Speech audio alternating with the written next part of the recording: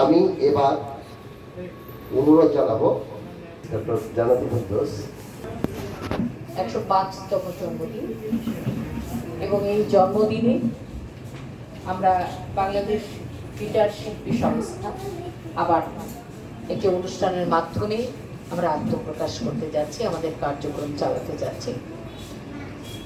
যারা আজকে এই অনুষ্ঠান আয়োজন করেছেন, আমাদের শ্রদ্ধেয় স্যার আছেন, আম্মা আছেন, ওনারা যারা আছেন প্রত্যেকের কাছেই অশেষ কৃতজ্ঞতা এবং ধন্যবাদ জানাচ্ছি। সাথে আমার বন্ধু অনেক কষ্ট করে এই অনুষ্ঠান আয়োজন করেছেন। মান্নাদের সম্বন্ধে যদি বলতে হয়, যখন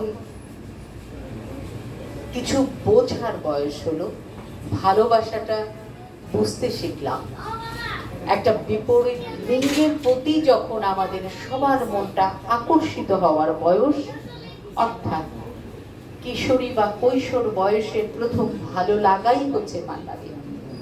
এত সুন্দর সুন্দর গান, এত সুর, এত সুমিষ্টতা, আহা কি যে তার কথা!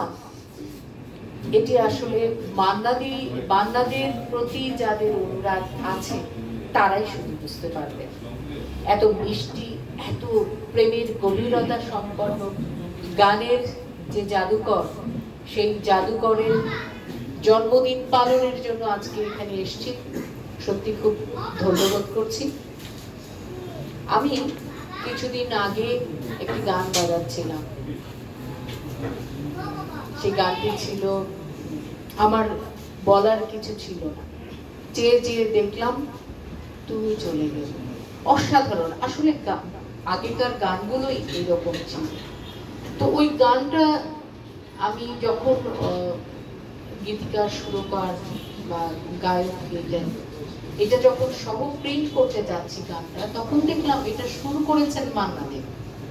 আমার এত ভালো লাগলো যে আসলে যে গানগুলো অসাধারণ, যে গানগুলো এখনো আমাদের, যারা আমরা আসলে সেই সময় গান শুনতাম, তাদের কাছে একমাত্র জিনিসই ছিল ক্যাসেট।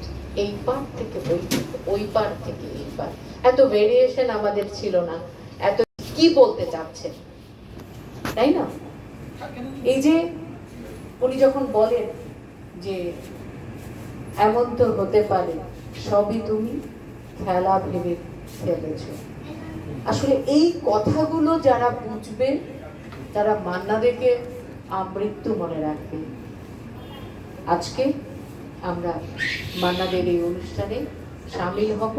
আপনারা যারা উপস্থিত আছেন তাদের সহ আমরা যারা আজকে অনুষ্ঠানে অংশগ্রহণ করব, তাদের সবাই যেন খুব ভালো বাজায় এবং খুব ভালোভাবে উপভোগ করি, সেই কামনা করি।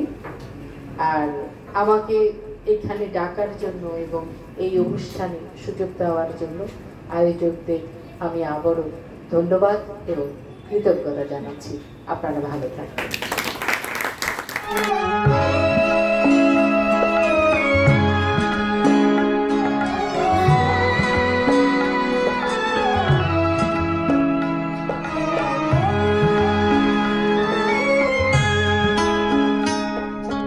কতদিন দেখিনি তোমায়, তবু মনে পড়ে তব মুখখানি।